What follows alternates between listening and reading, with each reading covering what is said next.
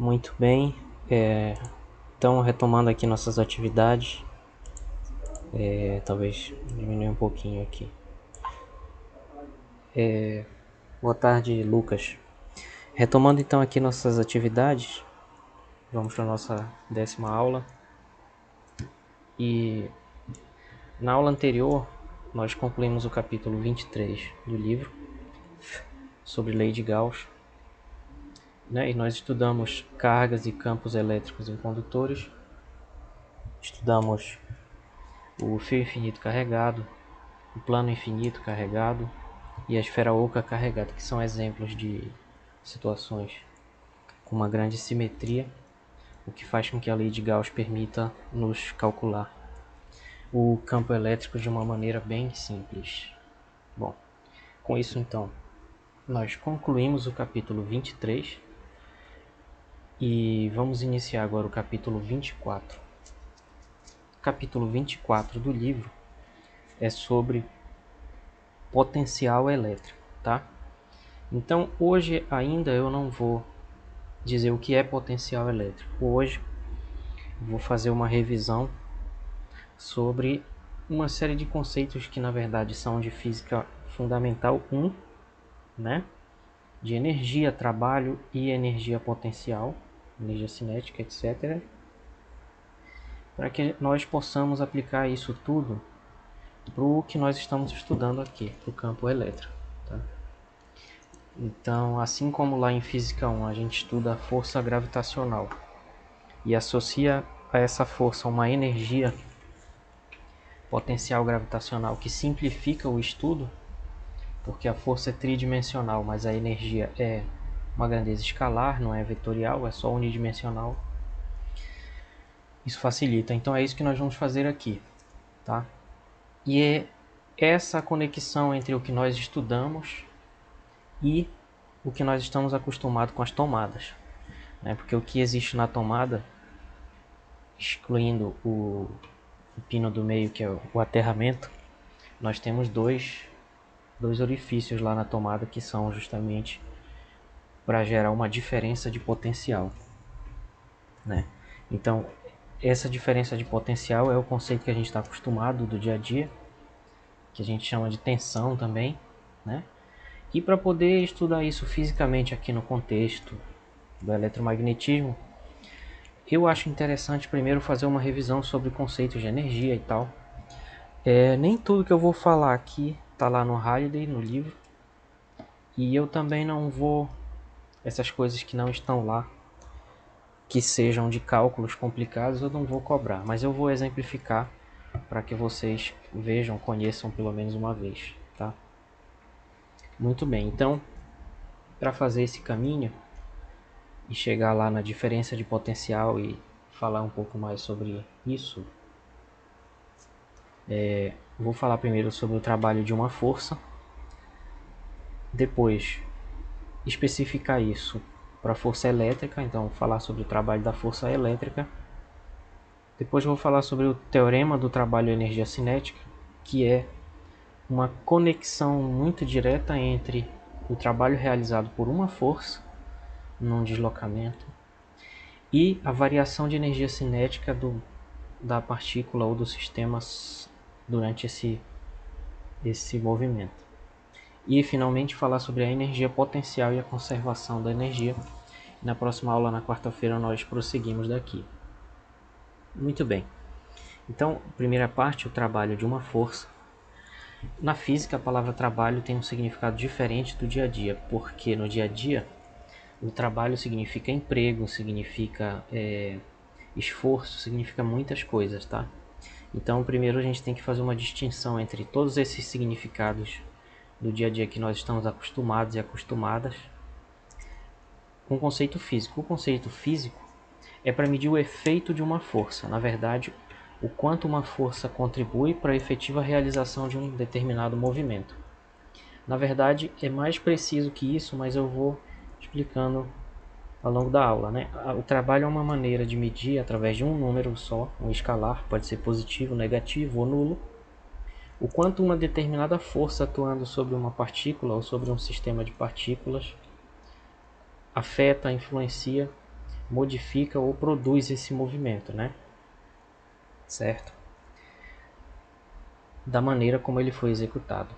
E também o trabalho mede trocas de energia durante o movimento, como nós vamos ver. Ok. Bom, então a definição básica, mais básica possível que tem de trabalho é essa daqui. O trabalho é representado pela letra W. Isso aqui é uma letra W, né? Tá? É igual a força vezes deslocamento. Esse daqui é o conceito mais básico, tá? Então, o trabalho é igual a força vezes deslocamento. E aí nós vamos aprimorar esse conceito ao longo do que nós estamos estudando. Por quê? Nessa ideia aqui, a gente tem um bloquinho de uma certa massa M, e se nele atua uma força, vem aqui, e esse movimento, essa ação dessa força provoca um deslocamento aqui D, então esse trabalho ele vai ser força vezes deslocamento. O que significa isso? Significa que quanto maior a força, maior o trabalho. Então o trabalho é tanto maior quanto maior for a força. E também é proporcional ao deslocamento. Então a gente entende isso da seguinte maneira: se eu fiz mais força para executar o movimento, eu realizei mais trabalho. Nesse contexto aqui. E se eu fiz um deslocamento maior, então eu também realizei mais trabalho. Então, apesar de ser distinto da nossa noção intuitiva, ainda tem muitas conexões possíveis entre os dois, né? E devido a essa definição de força vezes deslocamento, a unidade de trabalho é a mesma unidade de energia, que é o Joule. Por quê? Tá? Porque força vezes deslocamento dá 1 newton vezes 1 metro. E newton vezes metro é a definição de Joule. Então o trabalho tem a mesma dimensão e a mesma unidade de energia, certo? Mesma unidade de energia. O que significa, na verdade, que o trabalho é uma forma de energia.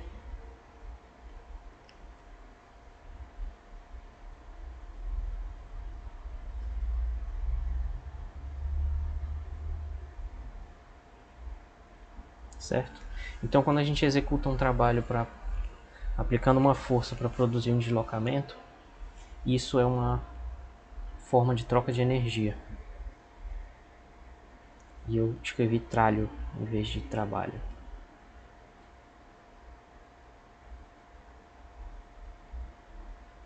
Ok. Então, como eu falei, a noção mais básica que a gente tem de trabalho é força vezes deslocamento. Então vejamos um exemplo aqui. Vamos supor que essa força ela é igual a 10 newtons e que esse deslocamento D é igual a 90 centímetros. Qual vai ser o trabalho? Tá? E está implícito aí que tem que ser tudo no sistema internacional de unidades, né? Então, solução muito simples. A solução é trabalho é igual a força vezes deslocamento. Só que a força é 10 newtons e o deslocamento, a gente bota em metro, fica 0,9 metro. Então newton vezes metro vai dar o joule. Então o trabalho vai ser 9 joules. 10 vezes 0,9. Tá? Então para vocês verem como esse conceito é simples e fácil de aplicar para esse caso aqui. Essa fórmula é válida, força vezes deslocamento, quando a força ela está na mesma direção, ou seja, ela é paralela ao deslocamento. Então vale lembrar que o deslocamento é um vetor. Ele sai do ponto inicial e vai até o ponto final. Tá? É que a gente está tratando apenas do módulo desse deslocamento, que é esse número D, que nesse caso é 90 centímetros. Então quando a força e o deslocamento tiverem a mesma direção e o mesmo sentido, e quando a força for constante, tá? Tem todas essas condições. Aí a gente pode aplicar essa fórmula que trabalha força vezes deslocamento. E tá aí um exemplo. Alguma dúvida em relação a isso?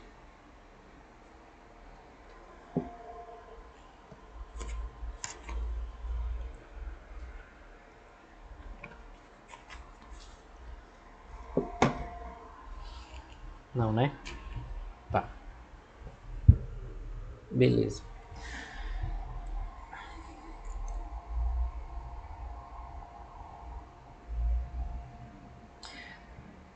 Pô, desculpa aí, Arthur, não vi tua pergunta logo no início quando tu chegou. Ainda não saiu o resultado final, né? Eu tô esperando. Mas valeu aí pela pergunta. Bom, então prosseguindo aqui, eu fui só ver se não tinha nenhuma outra mensagem, porque pode ser que alguém tivesse perguntado e eu não tivesse visto. Ok. Então prosseguindo aqui, uma outra situação um pouquinho mais complicada que aquela, onde a gente precisa fazer uma generalização do conceito, é quando a força ela continua sendo constante, mas a direção dela não é mais a mesma do deslocamento. Vamos supor que aqui ela faz um ângulo θ com o deslocamento. Então aqui o movimento ocorre sobre essa reta bem aqui, que eu pintei aqui de azul, mal e porcamente. E o deslocamento ele sai daqui desse ponto. Vamos supor que o movimento é daqui até aqui. O deslocamento é um vetor que sai do ponto inicial até o ponto final. Esse é o deslocamento D, certo? Esse vetor, bem aqui.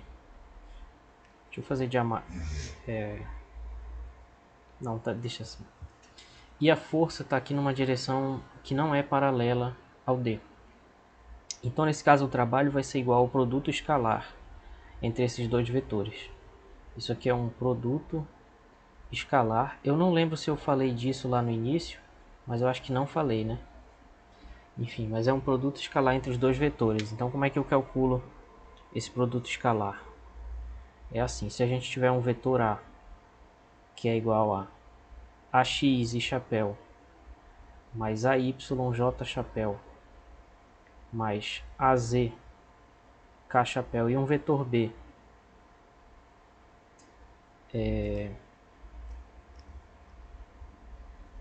que é igual a BX e chapéu, mais BYJ chapéu, mais BZ K chapéu, o produto escalar desses dois vetores é definido da seguinte maneira.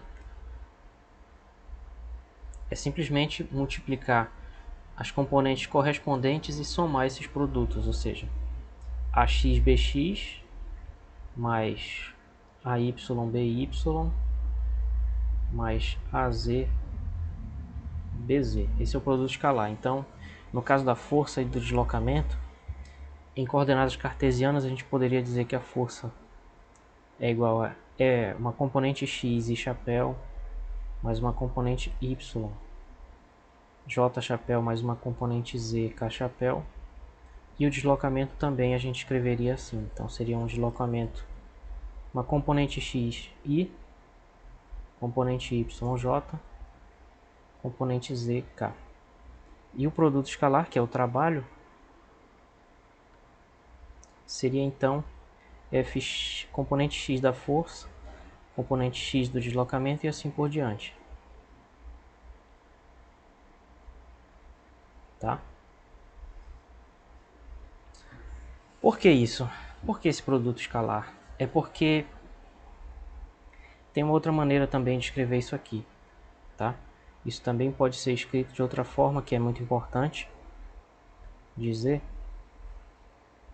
tá? Que é a seguinte: o trabalho também é igual a força, o módulo da força, vezes o módulo do deslocamento, vezes o cosseno do ângulo entre os dois, tá? É a mesma fórmula, escrita de outra forma. Por quê? Porque o produto escalar também pode ser escrito assim. E por que essa fórmula é desse jeito? Porque isso está dizendo, se a gente projetar essa força bem aqui, ela vai ter uma componente no deslocamento que vai ser F cosseno de θ. E vai ter uma componente perpendicular ao deslocamento aqui, que vai ser F seno de θ. Então o que essa fórmula diz é que apenas a componente aqui horizontal paralela ao deslocamento contribui para o trabalho. Essa força perpendicular não contribui para o trabalho. Por que isso? Porque o trabalho mede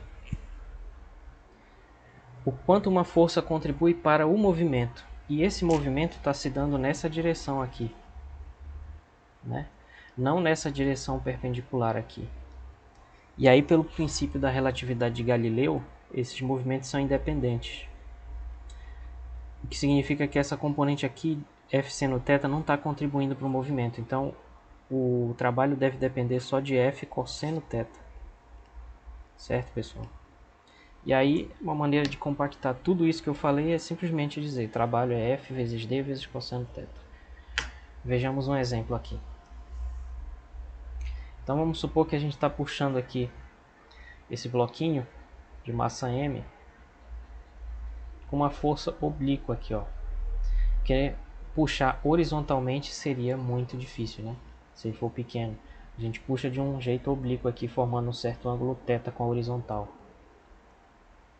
E vamos supor que essa força ela seja dada por 2 newtons na direção x e 2 newtons na direção y, né? J chapéu. E vamos supor que o deslocamento foi de 10 metros. Calcule o trabalho. Está aqui a solução. Então o trabalho vai ser força vezes deslocamento. Como o deslocamento foi na direção horizontal, então ele vai ser 10 metros e chapéu. Então o trabalho fica F escalar D, que fica 2i mais 2j, que é a força. Isso aqui é a força vetor. Isso aqui é o deslocamento vetor, tudo no SI. Porque está escrito aqui, né? Newton e metro. Então calculando esse produto escalar, fica Fx, que é 2, Fdx, que é 10, fica 2 vezes 10. I escalar I dá 1. E aqui vai ser o Fy, só que o Dy e o Dz são 0. Né? Porque não existe componente I nem J aqui nesse vetor D. Então, por esse motivo, aplicando a fórmula anterior, esse trabalho vai dar 20 joules, né? Fazendo esse cálculo aí. Então vejam que mesmo quando a força ela é um vetor e quando o deslocamento também é visto como vetor, o trabalho, por ser um produto escalar, vai resultar sempre num número, nunca num vetor. Então o trabalho sempre dá um escalar. Muito bem. E aí a terceira generalização para a gente finalmente escrever a definição mais geral que existe de trabalho é, agora, além da força ser oblíqua ao movimento, agora o próprio movimento também não é reto, é curvo, e a própria força também varia. Então imaginem que a gente está nessa situação, tem um ponto inicial bem aqui, do lado esquerdo e um ponto final aqui do lado direito, né? E o deslocamento ele se dá nessa direção, da esquerda para a direita aqui. Certo? Então o que acontece? Em cada ponto, por exemplo nesse ponto P1 aqui, nesse ponto P1 bem aqui que eu estou circulando, a gente considera um pequeno deslocamento, seria um deslocamento infinitesimal, né? Que é o dl vetor. E a gente considera a força nesse pequeno deslocamento. Como esse deslocamento é muito pequeno, a gente aproxima de que a força seja constante nesse ponto, tá? Isso é uma maneira intuitiva, na verdade, de falar de uma integral, como eu vou falar daqui a pouco. Então, se a gente somar todos esses pequenos trabalhos nesses pequenos deslocamentos aqui, a gente vai transformar a curva numa reta. Então, que era para ser uma curva mais ou menos assim, por exemplo, a gente vai separar em pequenos dLs, ó, desse jeito, retos, todos eles retos, né?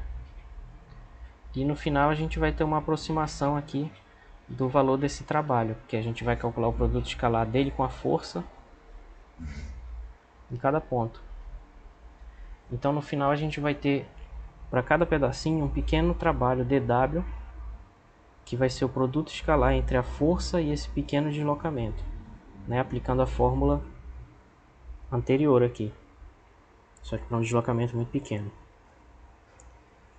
certo? Então, como essa soma ela é contínua e não discreta, a gente tem que integrar esse dw para obter o trabalho w, né? Só que esse dw ele é f escalar dl, então essa integral vai dar a integral de f escalar dl. Isso é o que a gente chama de integral de linha ou integral de caminho, né?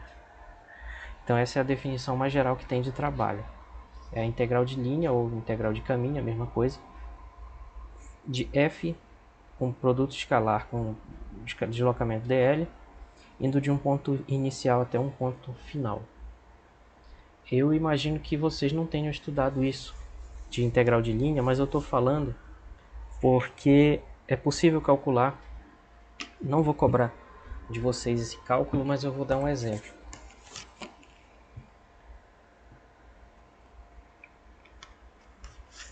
Justamente eu não posso cobrar porque não está dentro da ementa dos cursos de cálculo de vocês. E aprender isso junto com Física 3 não é uma boa ideia, certo? Mas vamos lá, vou fazer um exemplo de qualquer forma, né, para vocês verem que também não é tão complicado assim. Bom, então, vamos supor que a gente tem esse deslocamento aqui num semicírculo. Começa bem aqui do lado esquerdo, termina aqui do lado direito. E deixa eu só consertar uma coisa. A força, ela tá bem aqui.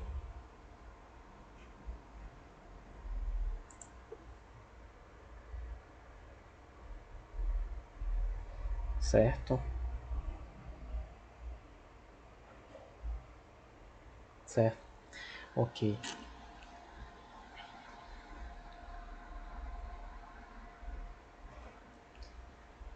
Então calcule o trabalho dessa força, que ela vai ser tangente à trajetória ao longo dessa trajetória, que é um semicírculo aqui de raio 5 metros. Tudo metros aqui.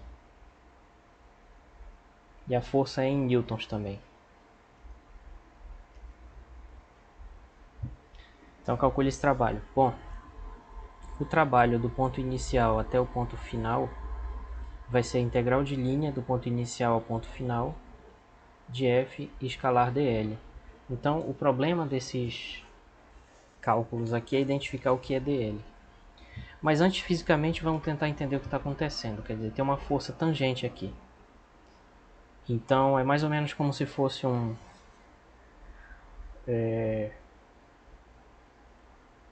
sei lá, um carro andando numa pista circular aqui visto de cima. E aí ele tem uma força motriz, né, que é o próprio motor dele, que faz ele acelerar e ir cada vez mais rápido. Tipo isso a situação, tá? Então, o deslocamento vai ser do ponto I até o ponto F. Veja que esse deslocamento é uma curva, não é uma reta. Então a gente não pode aplicar essa fórmula aqui. Por ela ser curva, a gente tem que aplicar essa fórmula bem aqui. E para isso tem que identificar o que é dl. Bom, então dl é o pequeno elemento aqui de deslocamento, certo? Então o que a gente tem que escrever é ele em função de outras grandezas. Bom, o raio aqui é constante, mas à medida que a gente avança nessa trajetória, o ângulo muda. E esse ângulo ele é medido no sentido anti-horário, né? Daqui para cá.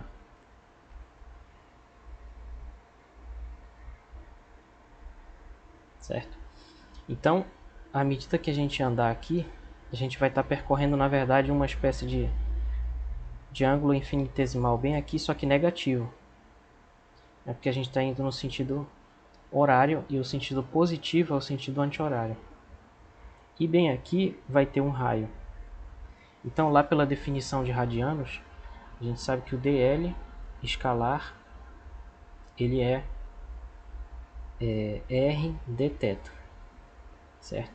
Só que nesse caso vai ser menos isso porque a gente está andando no sentido horário, que é o contrário da convenção de sentido positivo, que é o anti-horário. E aí a gente transforma isso em um vetor quando usa coordenadas polares. Então nas coordenadas polares, essa direção aqui é a direção θ chapéu. Então isso aqui vira um vetor quando a gente coloca isso na direção θ chapéu. E a força já está escrita dessa forma. Ela é menos 9 cosseno θ chapéu. A força é negativa porque ela aponta no sentido negativo desse vetor das coordenadas polares aí, θ chapéu. Então a gente calcula esse produto escalar. Lembrando que eu não vou cobrar isso aqui de vocês, mas eu estou dando esse exemplo para vocês verem como é. Então fica menos r d θ chapéu, escalar menos 9 cosseno de θ chapéu. Isso vai ficar, o raio é constante igual a 5, então fica 5 vezes 9, 45 cosseno de θ. Onde bem aqui eu omiti o seguinte, que θ chapéu escalar θ chapéu é igual a 1, porque ele é um versor, né, das coordenadas polares. Então a integral que dá o trabalho vai ser a integral de I até F, de F escalar dl, que é 45 cosseno de θ, vezes dθ, né, que eu esqueci de escrever.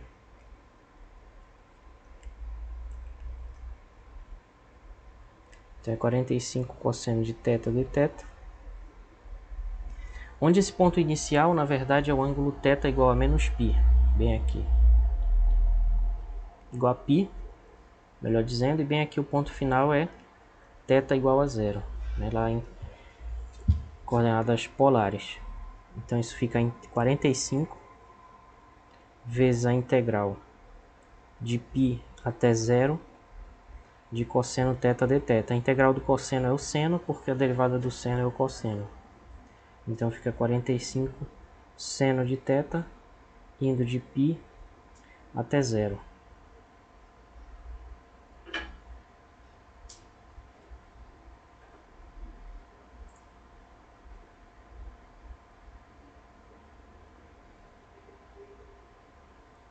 E curiosamente, isso vai dar 0, né? Tô achando isso estranho. Mas tudo bem. Se a conta diz que é, então tá. Então fica seno de 0 menos seno de π. E tanto o seno de 0 como o seno de π são 0. Então esse trabalho vai dar 0. Certo?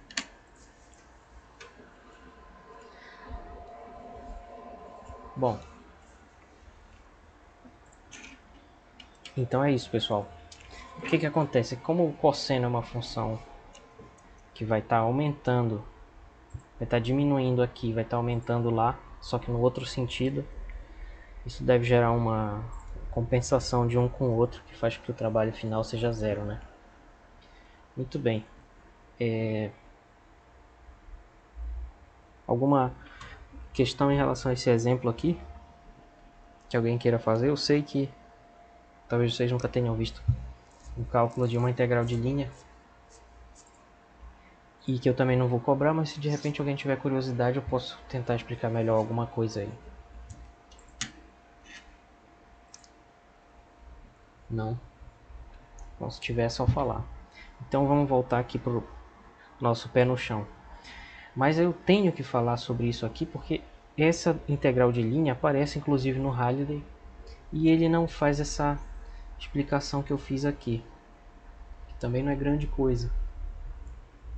Não entendeu o θ escalar θ igual a 1?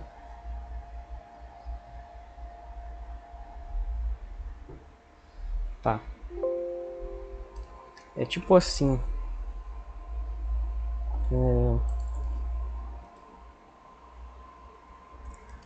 É que em coordenadas cartesianas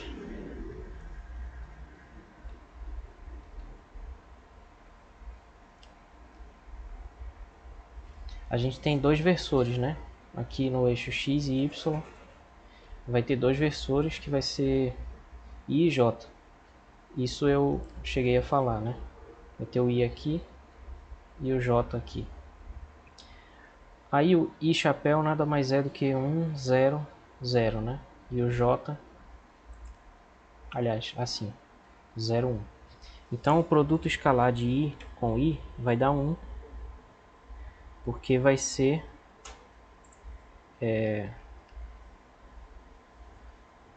na verdade tem um jeito melhor de dizer isso aqui. Não precisa nem entrar nesse mérito de coordenadas. A questão é a seguinte: qualquer vetor satisfaz essa propriedade bem aqui. Qualquer vetor produto escalar com ele mesmo é igual ao módulo dele ao quadrado.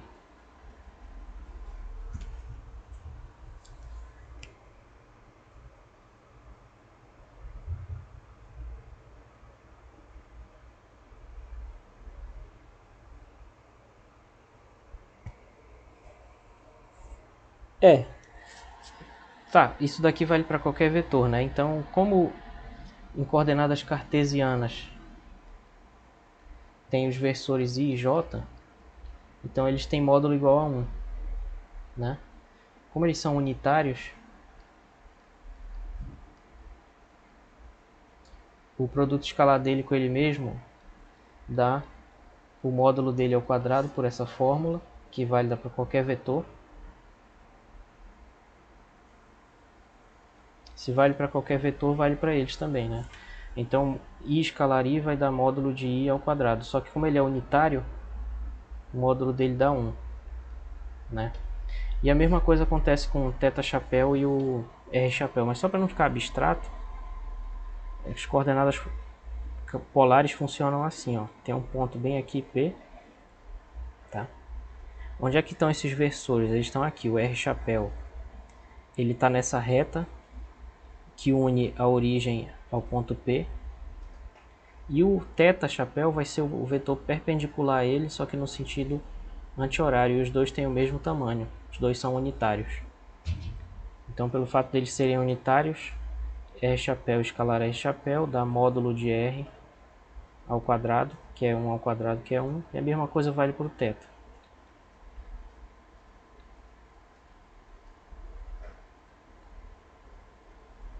E da mesma forma que nas coordenadas cartesianas aqui, a gente tem que o produto escalar cruzado dá 0, né? I escalar j é 0, e j escalar i também. Então aqui também vai ter r escalar θ igual a 0 e θ escalar r, que é a mesma coisa, também dá 0. Por quê? Porque eles formam um ângulo de 90 graus.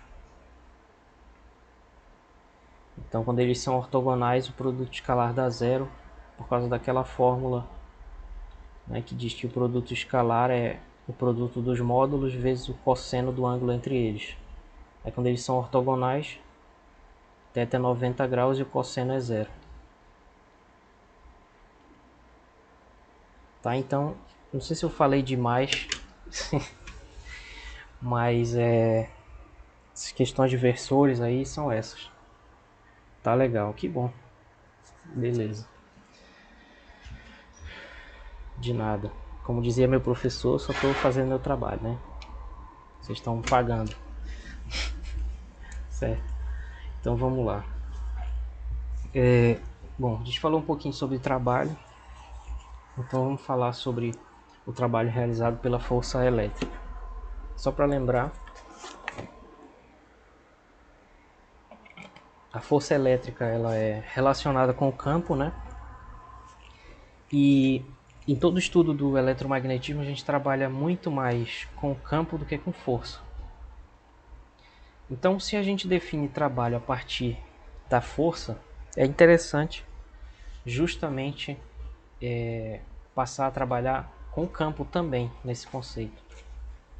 Então, sendo a força elétrica dada por carga vezes campo, a gente pode substituir isso na fórmula do trabalho, tá? Então, bem aqui a gente tem a força. Força é carga teste vezes campo. Imagina que a gente tem uma certa carga aqui se movendo no espaço. E lá no fundo, que já foi criado antes no laboratório para esse experimento, tem um campo elétrico atuando aqui lá no fundo, né? Então esse campo elétrico vai atuar nessa força, vai atuar nessa carga, e isso vai realizar um trabalho, tá? É disso que a gente está falando. Então essa força vai ser a carga vezes o campo, só que a carga ela é constante, né? Porque é uma carga teste, então ela não vai ser criada nem destruída a carga nessa partícula aí. Então a carga pode sair da integral. Resumindo, o trabalho vai ser, na verdade, carga vezes a mesma integral de linha anterior, só que agora substituindo a força pelo campo. Tá? Então, se a gente passa agora essa carga dividindo, a gente vai ter um trabalho por unidade de carga, que nós vamos ver justamente que está relacionado com o potencial elétrico, mas isso a gente vai devagar. Vamos fazer um exemplo. Por exemplo, calcule o trabalho realizado por esse campo elétrico aqui, que vocês devem reconhecer, né? É o campo gerado por uma carga pontual Q, a uma certa distância R, aqui. Tá? Então, a uma certa distância R vai ter um campo elétrico E bem aqui, que vai ser dado o módulo dele, aliás, o valor dele vetorial por essa expressão aqui. Se essa carga vale 100 coulombs, né? E isso acontece num deslocamento de 3R até 10R, ou seja, deslocamento que começa bem aqui, vai até aqui. Aliás, deixa eu fazer uma coisa.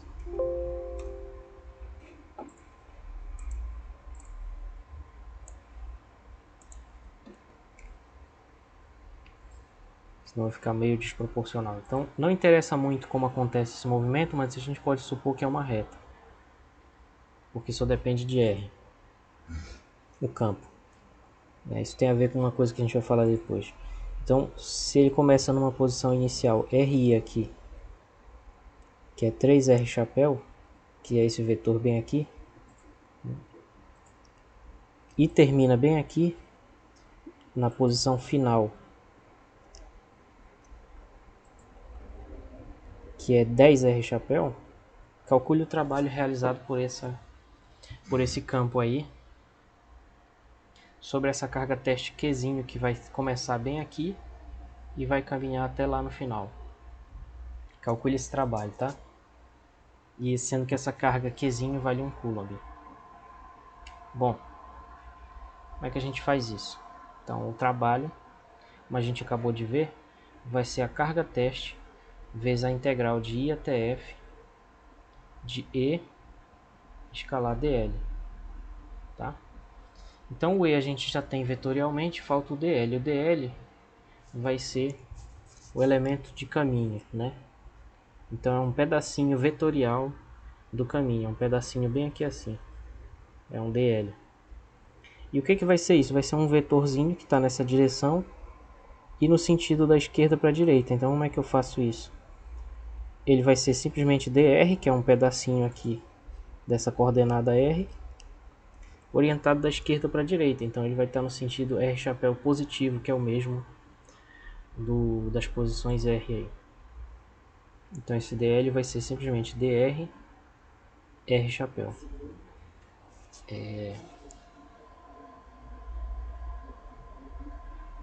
Então, com isso, o trabalho vai ser a carga teste vezes a integral.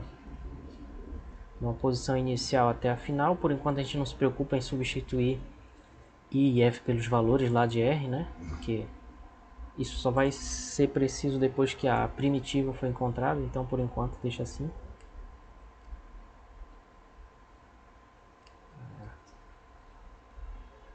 E o campo E vai ser 1 sobre 4πε0 Q maiúsculo sobre R2 R chapéu, tudo isso escalar dr R chapéu. Aí de novo tem o mesmo versor aqui, escalar consigo mesmo, isso dá 1, né?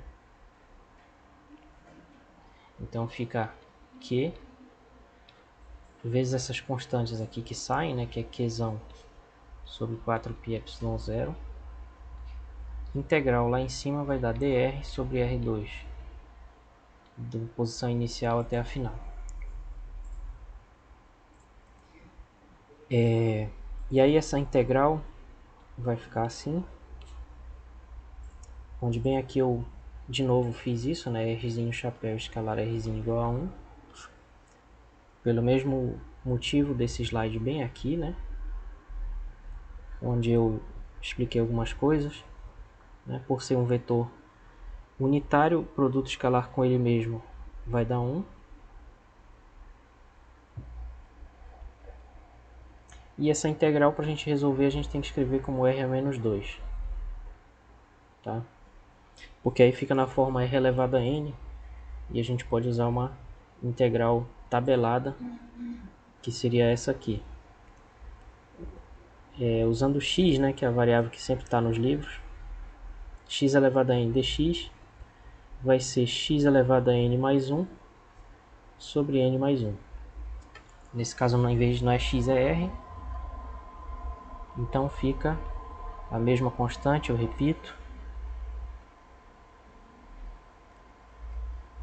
Integral de I a f.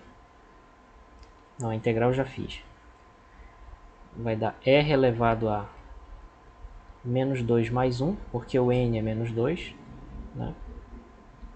Nesse caso aqui o n é menos 2.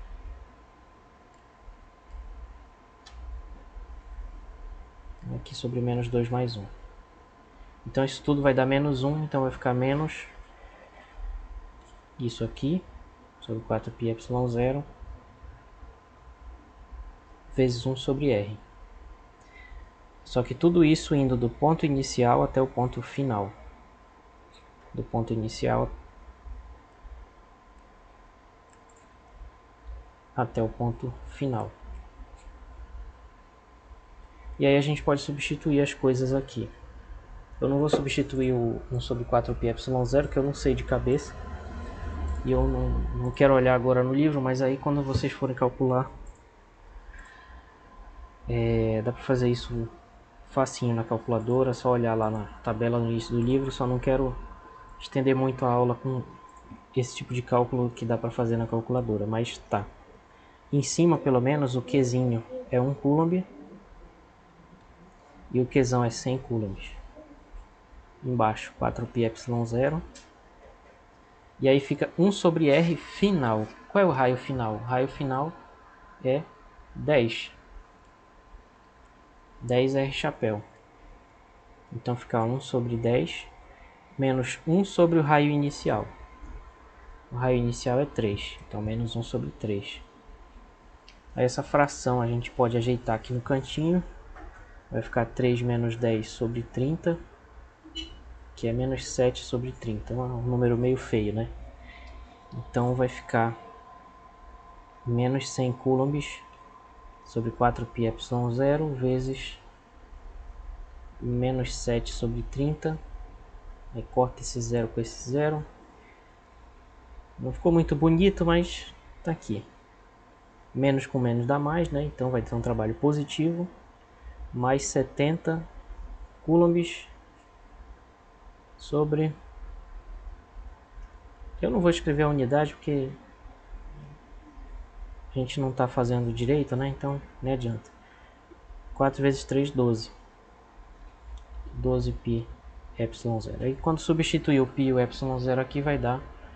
Isso tudo vai dar em joules. Tá? Então esse aqui é um exemplo de cálculo usando integral de linha, só para vocês terem uma ideia, né, de que dá para calcular.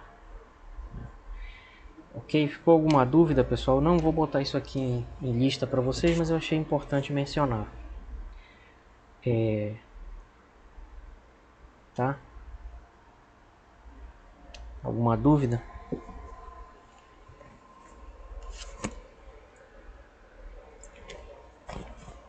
Não, né? Ok.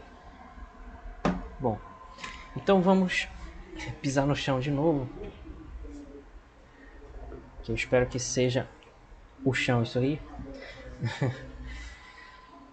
Vamos falar um pouco sobre as propriedades então desse trabalho, para a gente entender um pouco melhor. Bom, nós vimos que essencialmente o trabalho é força, produto escalar com um deslocamento, né?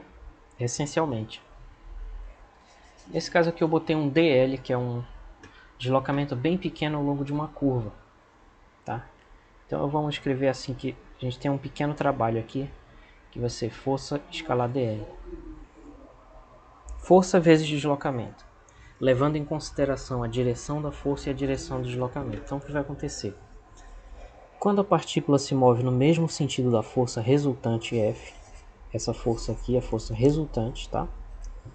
Então a força realiza um trabalho positivo, ou como a gente também diz, um trabalho motor, né? Um trabalho positivo. Por quê? Porque isso vai fazer com que a partícula ganhe velocidade. É só vocês imaginarem situações corriqueiras do dia a dia. Quando a gente está empurrando uma coisa, por exemplo, que já aconteceu comigo. Eu não tenho carro, mas já tive que empurrar o carro de outras pessoas, né? Então a gente empurra o carro, a gente está empurrando na mesma direção que ele está se movendo lentamente, né? A gente está produzindo um trabalho que vai aumentar a energia cinética, ou seja, vai aumentar a velocidade do carro, né? Esse que é o objetivo de empurrar ele.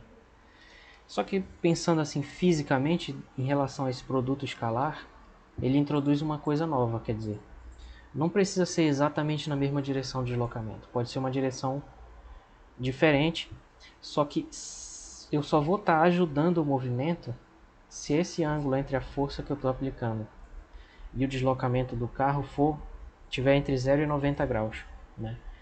Porque imagina que o carro está bem aqui, né?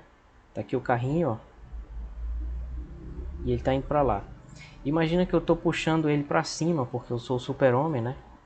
E eu amarrei uma corda no carro e eu estou puxando ele para cima. Isso não vai ajudar em nada no deslocamento dele para frente. Então é isso que significa dizer isso, que eu só vou estar ajudando o movimento que está acontecendo nessa direção para cá, quando o ângulo entre a força que eu estou aplicando e esse deslocamento estiver entre 0 e 90 graus.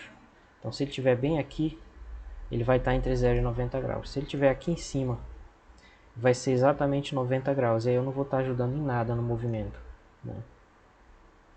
Agora, se o deslocamento está acontecendo para a direita e eu aplico uma força para a esquerda, o trabalho vai ser negativo, devido a esse produto escalar aqui. Por quê? Porque o ângulo entre a força e o deslocamento vai estar entre 90 e 180. E como o trabalho é força, deslocamento, cosseno, θ, que é a mesma coisa que essa fórmula lá de cima, esse cosseno vai ser negativo para um ângulo entre 90 e 180. Então o trabalho também vai ser negativo. Então por esse motivo o trabalho vai estar dificultando o movimento, certo? Então nessa analogia que eu estou fazendo aqui com o carro, é como se ele estivesse se deslocando para frente e ele estivesse sendo puxado para trás. Esse trabalho vai fazer com que o carro perca a energia cinética, né? Porque ele vai estar atrapalhando o movimento do carro. Então a gente percebe aqui que existe de fato uma relação entre trabalho e energia cinética. Um trabalho positivo aumenta a energia cinética da partícula do corpo, né, do sistema. E por outro lado, um trabalho negativo tira a energia cinética, né, porque diminui a velocidade da partícula ou do sistema. Certo?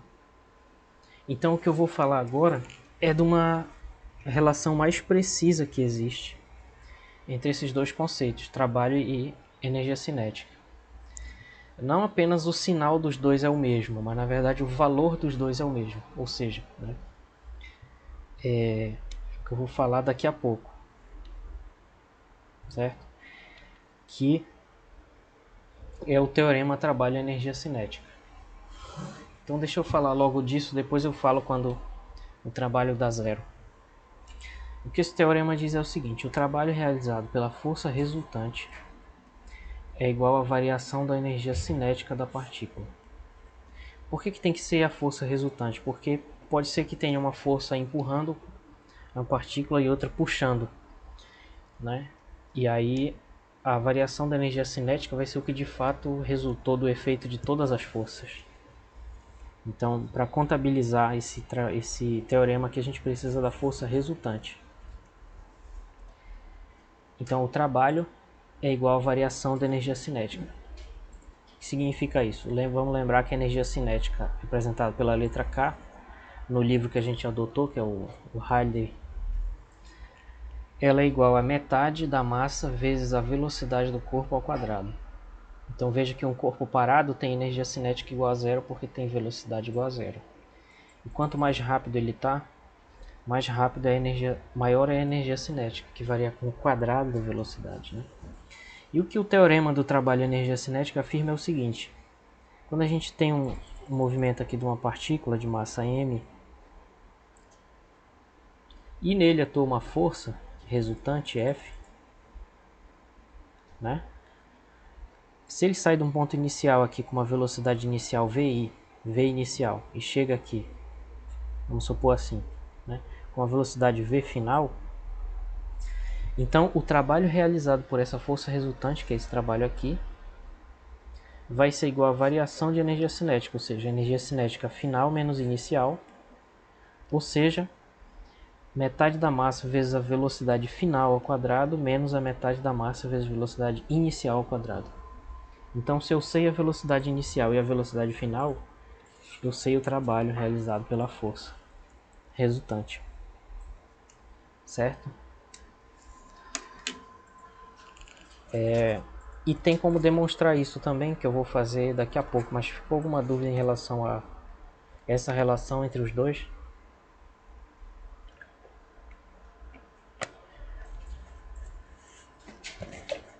Ou algum comentário?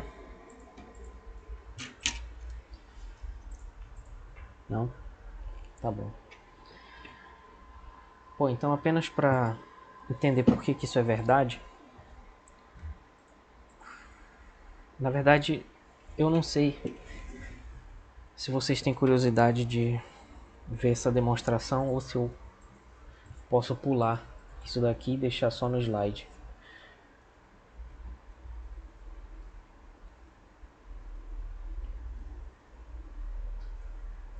Porque eu coloquei aqui, mas pensando bem, eu acho que uma integral de linha talvez fuja um pouco do que a gente estava discutindo. O que vocês acham? Eu devo fazer essa demonstração? Eu posso seguir em frente? Parece um pouquinho, né?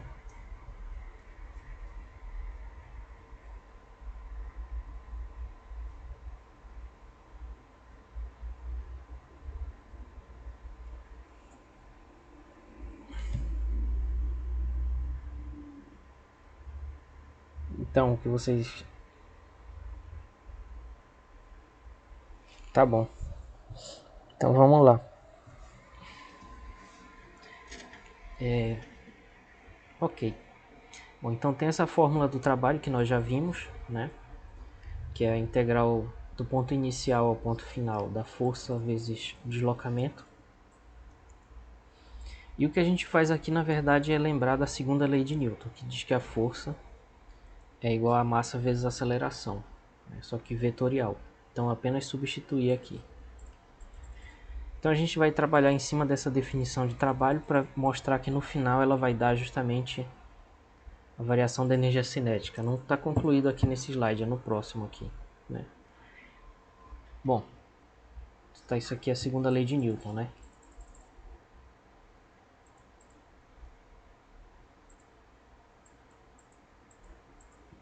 Que também é física 1, tá? Não, não é física 3. Bom, só que a massa é escalar, perdão, então ela sai aqui do produto escalar e sai da integral também. Então vai ficar massa vezes a integral da aceleração, o produto escalar vem aqui com dl, né? Só que a aceleração, por outro lado, ela é a derivada da velocidade, certo? Então eu posso escrever isso como dv dt aqui, escalar dl. Mas ao mesmo tempo eu também posso fazer uma mudança de variável nessa integral, se eu perceber, fazer aqui no cantinho, que na verdade dl é dl sobre dt vezes dt. Na verdade isso daqui é a fórmula da mudança de variável na integral.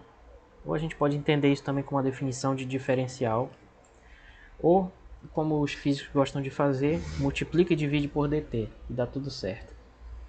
Certo? Então esse dl bem aqui eu vou reescrever como sendo dl sobre dt vezes dt, que não mudou nada, teoricamente, né? Mas então a gente passa dessa situação aqui para cá.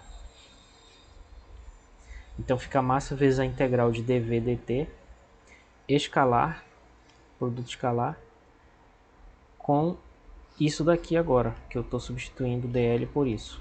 Então fica dl sobre dt vezes dt. Só que dl dt na verdade é a própria velocidade, porque velocidade é espaço percorrido sobre tempo. E esse é o espaço percorrido nessa trajetória, é o dl dt, certo?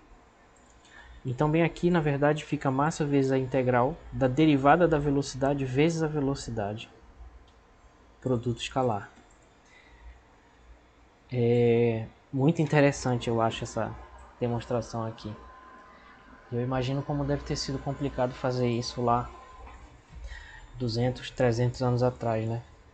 Bom, então a derivada... Desculpa, me confundi aqui, bocejei. Bom, a gente parou aqui então nessa situação. Agora vamos analisar uma coisa para poder prosseguir, que é o seguinte. A derivada do quadrado da velocidade, ela é na verdade, o quadrado da velocidade, como a gente viu, é v escalar v, né? Porque isso é uma propriedade geral de qualquer vetor que a gente viu bem aqui, lá atrás. É bem aqui. Qualquer vetor produto escalar com ele mesmo dá o módulo dele ao quadrado. Então, em particular, isso vale para a velocidade. Ou seja, v escalar v é a mesma coisa que v ao quadrado, tá? Só que por outro lado aqui a gente tem um produto agora, né? Então a gente pode aplicar a regra do produto da derivada, que fica a derivada da primeira vezes a segunda, mais a primeira vezes a derivada da segunda, né? Só que a primeira e a segunda são a mesma coisa, porque o produto escalar ele é comutativo. Então na verdade isso dá duas vezes a mesma coisa, dá duas vezes dv dt escalar v, né? E aí apareceu justamente esse termo que estava lá onde a gente tinha parado, né? A gente tinha parado bem aqui, né? E aí ele apareceu justamente aqui, a mesma coisa, né? Então a gente passa só esse 2 dividindo para lá. E aí fica aqui dv sobre dt escalar v, na verdade é metade da derivada de v ao quadrado. Então a gente pode substituir agora isso bem aqui. E é isso que eu vou fazer no outro slide. Então a gente parou bem aqui. E vamos substituir agora isso, bem aqui embaixo. Então fazendo isso, o trabalho fica massa vezes a integral de meio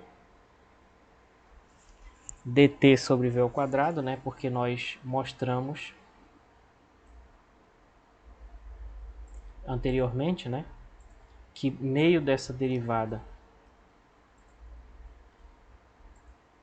de v ao quadrado, na verdade, é dv dt escalar v, né?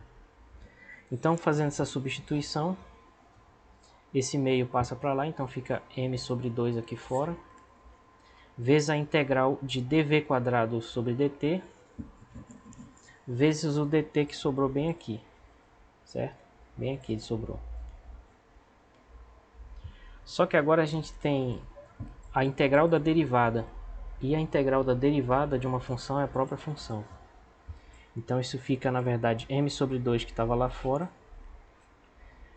a integral da derivada de v ao quadrado da v ao quadrado, né? Só que como essa integral ela é definida, que ela vai de um ponto inicial a um ponto final, eu tenho que levar isso em consideração aqui no final.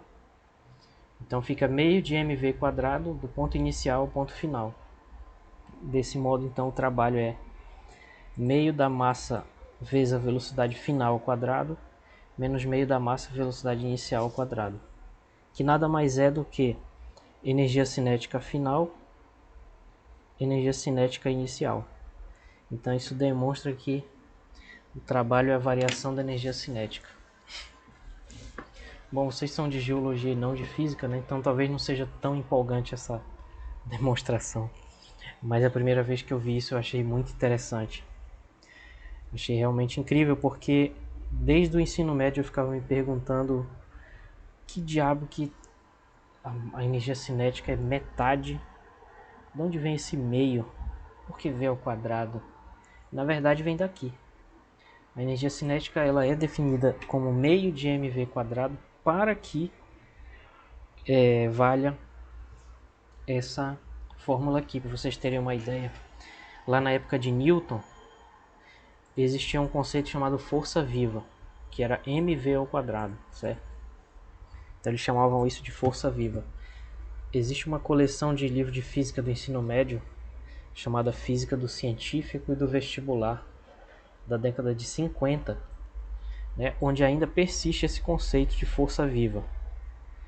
Mas aí, devido justamente a esse teorema que relaciona o trabalho com a energia cinética definida dessa forma, morreu um pouco esse conceito aqui, e aí a gente só se preocupa com meio de mv quadrado, né, para que justamente seja válida essa fórmula aqui. Então, curiosidades históricas para vocês aí. Ok. Então a gente demonstrou aqui, né, que o trabalho é igual à variação da energia cinética. Vamos pensar um pouco nisso agora. Então agora a gente pode lembrar que a gente falou ainda agora. Então quando o trabalho for positivo, de fato, né, a gente demonstrou que a força vai acelerar positivamente a partícula, né, o que significa que a partícula ganha energia cinética através da realização de trabalho pela força. Então aquela ideia inicial de que o trabalho é uma forma de energia, de fato, quando a gente realiza trabalho sobre uma partícula, né, se esse trabalho for positivo, essa energia na forma de trabalho está sendo transmitida numericamente, não magicamente, para o movimento da partícula na forma de energia cinética, certo? Então já fica aí indicado que deve haver uma espécie de conservação da energia nesse movimento. Por outro lado, se o trabalho é negativo, significa que a gente está retirando a energia do objeto, né? Porque ele vai frear. Como o trabalho é igual à variação de energia cinética, um trabalho negativo significa uma variação de energia cinética negativa, ou seja, uma perda de energia. E perda de energia cinética significa que ele vai ficando cada vez mais lento o movimento, vai diminuindo a velocidade. Então o que está acontecendo é o seguinte, um trabalho negativo é uma maneira de retirar energia de um sistema. Certo? Nesse caso, na forma de energia cinética. Então, ao frear um objeto, a gente está retirando a energia cinética dele, que está se convertendo na... que é contrabalanceada pelo trabalho negativo que nós estamos exercendo. Tá? Bom, vamos então falar da energia potencial e da conservação da energia, que é a parte final aqui da nossa aula de hoje. Mas antes, deixa eu só concluir aqui quando o trabalho é nulo, que eu deixei para falar depois. Então existem três situações nas quais o trabalho é igual a zero, né? Na primeira situação é quando o deslocamento é nulo.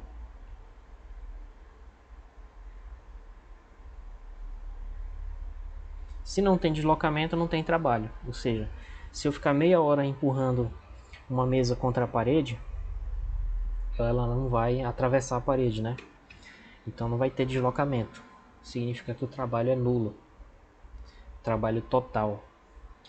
Então como explicar que a gente gastou energia para isso? O que acontece na verdade é que a força normal da parede contra a mesa vai realizar um trabalho oposto ao que a gente está realizando. Então o efeito líquido é igual a zero. Então sem deslocamento, trabalho igual a zero. Ou de outra forma, se a força resultante é zero, também o trabalho vai ser zero. Então existem situações em que a força resultante é nula e existe movimento, né? Existe deslocamento. Por exemplo, um carro numa estrada viajando a uma velocidade constante com o motor desligado, né? Que esse carro, né? Por quê? Porque aí a força normal e o peso dele vão se equilibrar, né? Se como o motor está desligado, não existe força para frente, também não pisou no freio, então por um curto período de tempo a gente pode aproximar dizendo que o trabalho sobre o carro é nulo, né? É claro que na situação real existe a força de atrito que vai realizar um trabalho negativo, que vai fazer ele perder energia cinética, etc. Mas aproximadamente, né, força igual a zero, trabalho igual a zero. Outra situação na qual o trabalho é nulo é quando a força é perpendicular ao deslocamento. Tá? Perpendicular quer dizer que forma um ângulo de 90 graus, que a gente representa assim.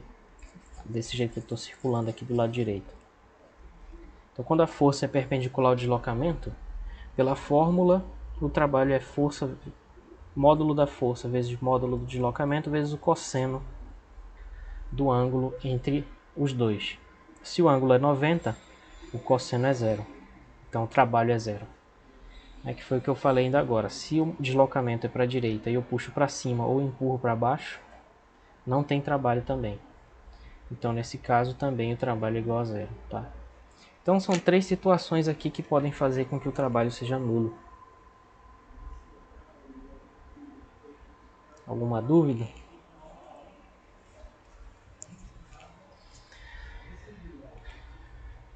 Ok, muito bem. Então, tá. Vamos para a parte final aqui.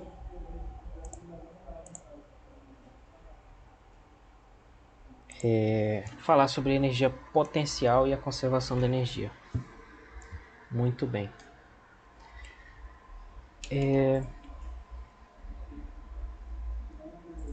Nos casos de maior interesse, que vou já explicar que interesse é esse, para contrabalancear a variação de energia cinética, introduzimos o conceito de energia potencial. Tá? Ela seria uma energia associada à possibilidade do movimento. Essa ideia vem muito antiga, na verdade.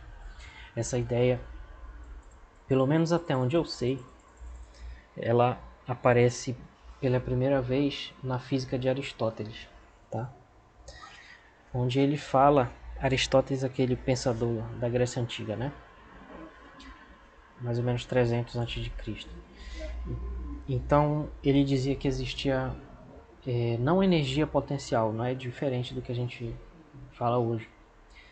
Mas ele falava da ideia de potência e da transformação de potência em ato.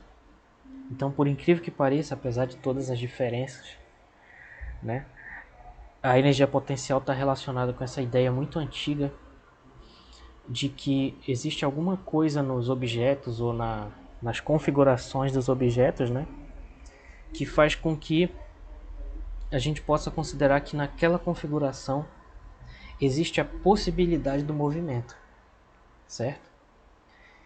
E a essa possibilidade a gente mede, né?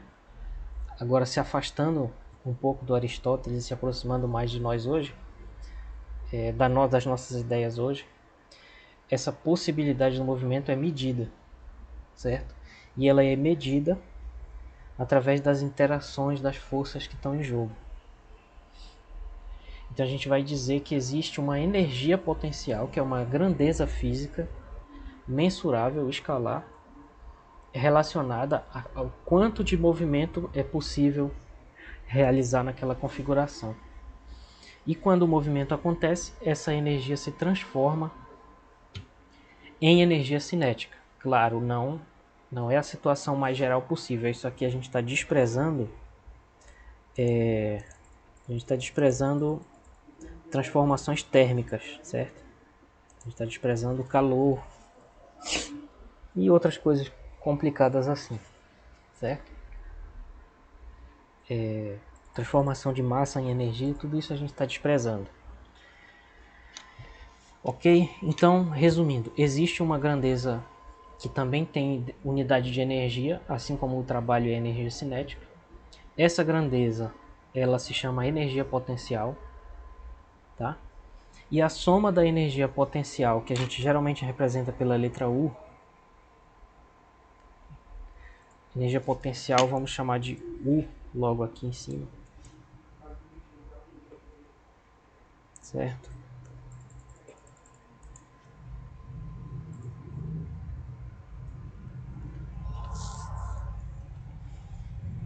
Então, a soma de U com a energia cinética é o que a gente chama de energia mecânica ou energia total, certo? Vou falar melhor disso daqui a pouco, mas tudo bem, vamos lá. Vejamos um exemplo então de energia potencial que vocês talvez já tenham tido a oportunidade de estudar em Física Fundamental 2, que é a energia potencial gravitacional. A energia potencial gravitacional ela é dada para um sistema de duas partículas, que nesse caso aqui eu dei como exemplo a Terra, e esse pontinho amarelo aqui representa um satélite artificial, né? Bem aqui, na posição inicialmente aqui, a uma certa distância r, inicialmente aqui uma distância r. Então a energia potencial ela é sempre de um sistema. Não existe a energia potencial de um objeto. Existe a energia potencial de dois. Por quê? Porque essa é uma energia associada à interação entre os dois. Nesse caso aqui a gente está considerando a força gravitacional como exemplo. Então existe uma interação gravitacional entre a Terra e o satélite. A Terra de massa mzão, o satélite de massa mzinho.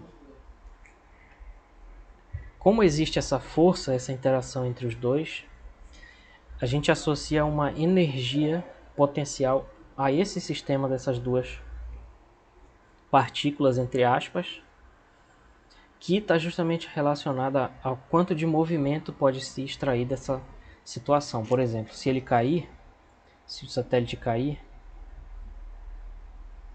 o que vai acontecer, né, com a energia cinética dele? A gente pode descobrir isso através dessa energia potencial.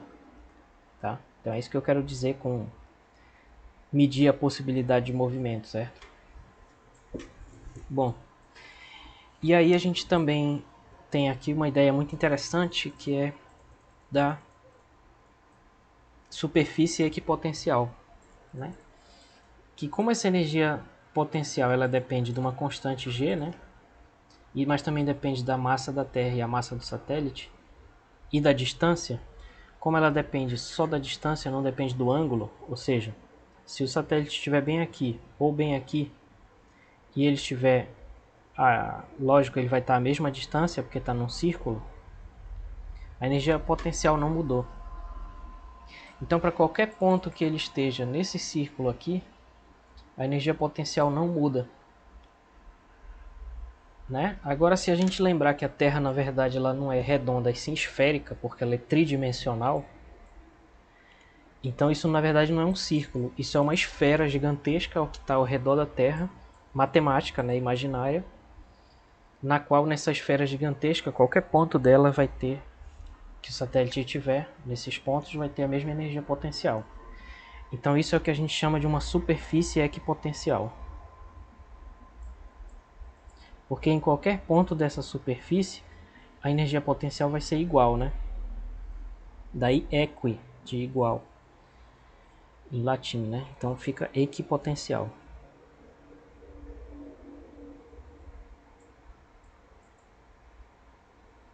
Então esse círculo é uma superfície equipotencial. Esse outro círculo, que está a uma distância RF, vai ser também outra superfície equipotencial, certo?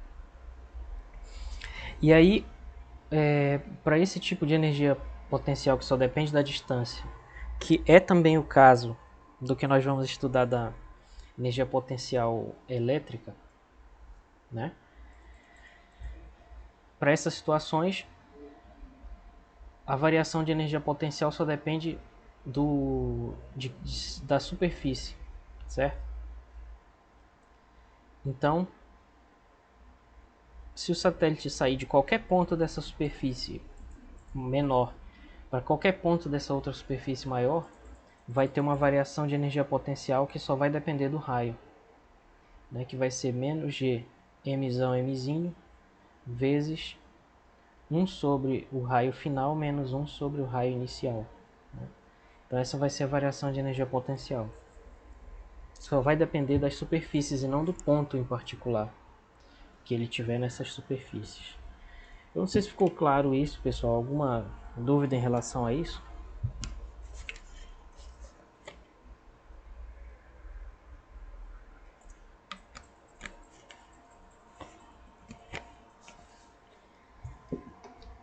Bom, se tiver é só perguntar. Vocês estão me pagando para isso, certo? Bom.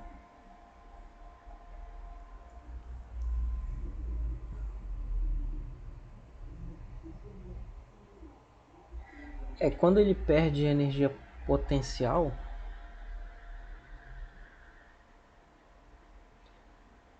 aí depende, ele perde considerando ou não o sinal da energia. Né? Porque considerando o sinal da energia potencial, ela aumenta com a distância. Então se ele perde, quer dizer que necessariamente ele está caindo. E como ele está caindo e a energia se conserva, necessariamente a velocidade dele tem que aumentar. Não sei se eu respondi direito a tua pergunta. Quer que eu repita? Tá. A energia potencial é negativa, então o gráfico dela em relação a R, na verdade, é assim, ó. Se aqui está o R e aqui está U, a curva dela é essa azul aqui embaixo. Então, à medida que a gente se distancia do corpo, que seria vindo daqui para cá, a energia potencial aumenta, certo? Então, para ela diminuir, tem que ir no sentido oposto. Então, ela diminui para cá. Nesse sentido aqui, U diminui. Que seria a gente fazendo isso aqui. E aí o U vai diminuir, que vai lá para baixo. E devido à conservação da energia, a soma da energia potencial com a cinética tem que ser constante. Então, se o U diminui, K tem que aumentar para compensar. Né? Só que a energia cinética ela é proporcional à velocidade ao quadrado. Então, quando a energia potencial diminui, necessariamente ele está caindo e necessariamente a velocidade vai aumentar. Não interessa se ele está indo assim ou assim, não interessa a direção, desde que ele esteja caindo, perdendo a altitude, né? Nesse caso, a altitude seria o R. Não sei se eu respondi o que tu queria.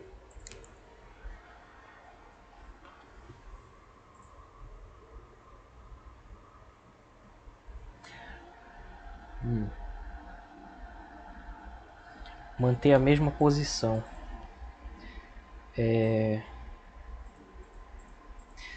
Bom, eu não sei porque eu não trabalho na NASA, certo? Mas eu tô brincando. Deixa eu pensar um pouco. Bom, o que eu sei é o seguinte, é que isso é muito difícil de controlar, porque tem que ser muito preciso. Então o que eles fazem é fazer um cálculo aproximado e depois eles vão ajustando de uma maneira cada vez mais fina. É assim que eles fazem, por exemplo, para mandar coisa para a Estação Espacial Internacional, né? Eles primeiro fazem ele ficar numa órbita circular, então seria tipo isso aqui.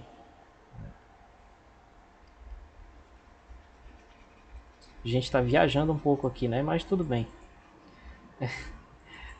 Serve de exemplo, né? De qualquer forma. Então vamos supor que a Estação Espacial Internacional está bem aqui, nessa órbita, né? Aí eles lançam um satélite aqui, um foguete, sei lá o que, aqui da Terra. Ele não vem direto para cá, porque esse negócio aqui está numa velocidade altíssima de rotação, né? Então o que eles fazem é lançar ele numa órbita próxima aqui, e aí eles vão ajustando a velocidade, e cada volta que ele dá ele vai se aproximando mais aqui, né? E lentamente vai ajustando a velocidade para que até que chegue o momento que ele vai estar na mesma órbita e na mesma velocidade. Então isso é feito por aproximações sucessivas cada vez mais precisas, na verdade, eu acho que é assim, e faz tudo, né? Agora, como ele faz para ficar... Ah, sim, isso daí é outra situação. Para ele ficar, no nosso ponto de vista, ele fica parado, porque ele está numa altitude tal, muito específica, altitude, na qual a velocidade orbital dele, ou seja, a velocidade com que o satélite vai orbitar aqui a Terra, é exatamente a mesma velocidade. Na verdade não seria assim, seria bem aqui assim, ó, acompanhando a rotação da Terra, né? Ele vai estar uma certa velocidade v aqui, que vai ser a mesma velocidade angular com que a Terra está girando em torno do seu eixo. Isso é muito doido, né? Como ele vai estar girando a mesma velocidade que a Terra gira, angularmente falando, no nosso ponto de vista aqui ele vai estar sempre parado, porque ele vai estar sempre no mesmo ponto quando a gente olhar. Eu estou pintando de azul, não dá para ver nada, né? Que a Terra é azul, mas droga.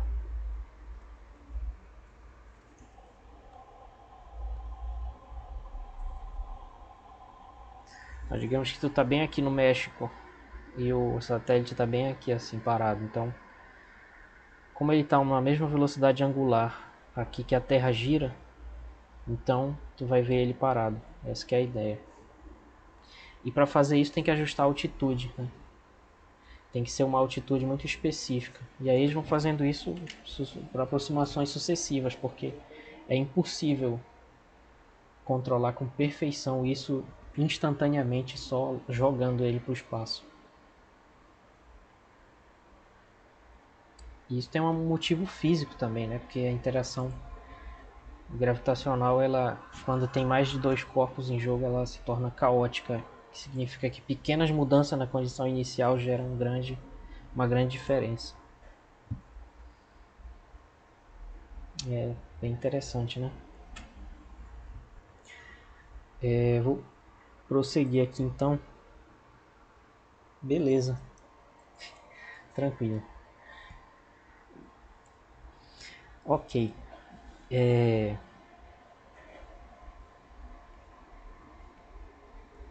O negócio que eu falei da NASA é zoeira, tá? Vocês podem perguntar o que quiserem, que eu só faço umas piadinhas engraçadas às vezes. Bom, aí tem a ideia matemática da energia potencial, né? Porque a gente já falou um pouco da ideia física dela, mas matematicamente é o seguinte: o trabalho é uma integral de linha, como nós vimos, que é essa integral bem aqui, certo? E para que essa integral não dependa do caminho, a gente vai impor uma hipótese adicional aqui, que é: a força pode ser escrita como sendo menos o gradiente de uma função escalar. Então, forças que podem ser escritas como um gradiente, esse gradiente é uma derivada, né? Vocês devem lembrar que isso é uma derivada. Eu acho que a gente não vai calcular esse gradiente, então só vou escrever aqui se alguém não lembrar disso. E aí o que acontece? Quando a força pode ser escrita como menos o gradiente de uma energia potencial,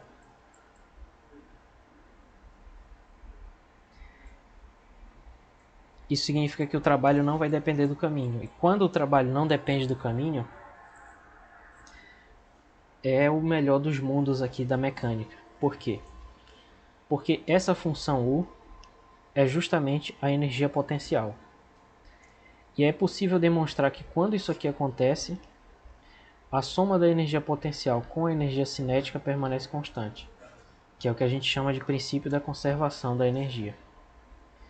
E por esse motivo a gente chama esse tipo de força conservativa, porque ele dá uma condição para que exista um princípio de conservação da energia, certo?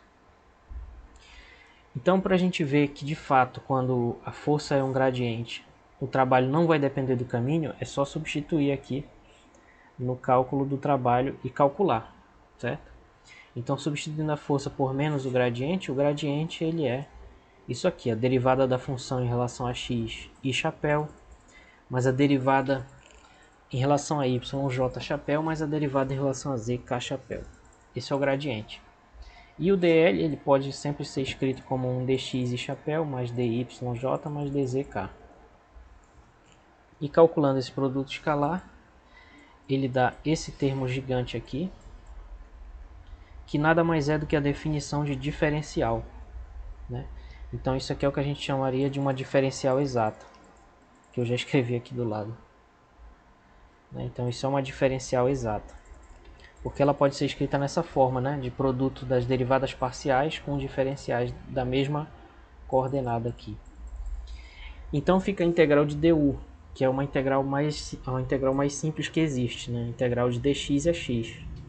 Então a integral de du é u. Esse menos está lá esperando já faz tempo, então fica menos u de I a F, ou seja, menos a energia potencial final menos a inicial, que é menos ΔU. Então aqui na verdade a gente já demonstrou a conservação da energia, né? Por quê? Porque a gente viu que o trabalho é menos a variação da energia potencial, mas a gente já viu também, pelo teorema trabalho-energia cinética, que o trabalho é a variação da energia cinética. Então, comparando essas duas coisas, menos a variação da energia potencial é igual a mais a variação da energia cinética. Ou somando, passando esse aqui somando para lá, fica ΔU mais ΔK igual a zero, ou seja, a variação... Puxa vida, tá feio isso aqui.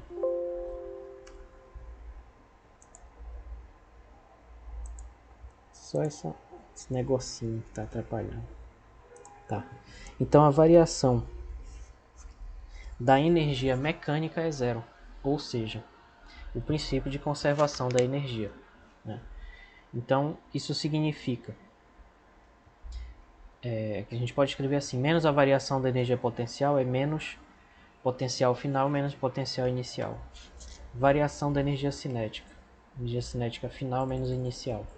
Então, juntando inicial de um lado e final do outro, a gente percebe que essa grandeza aqui, chamada energia mecânica, que está muito pequeno aqui, só aumentar aqui, tá? Essa grandeza chamada energia mecânica, que é a soma da energia potencial com a cinética, é conservada nesse movimento, ou seja, a energia mecânica inicial, que é isso aqui, o I mais KI é igual à energia mecânica final. Então vejam que o simples fato da força ser igual a menos o gradiente de uma energia potencial implica na conservação da energia, de fato. Por isso que a gente diz que uma força que pode ser escrita como menos um gradiente é uma força conservativa, certo? E aí o que acontece? A força gravitacional que eu usei como exemplo é uma força conservativa, e a força eletrostática, que é o que a gente está estudando, também é uma força conservativa, né? Então, com isso a gente conclui essa nossa revisão aqui sobre energia de Física Fundamental 1. E na próxima aula, na quarta-feira, nós vamos aplicar isso para o caso da força elétrica, do campo elétrico, né? E nós vamos construir, a partir disso, o conceito de energia potencial elétrica e também o importantíssimo conceito de potencial elétrico, que é diferente, é energia sobre carga.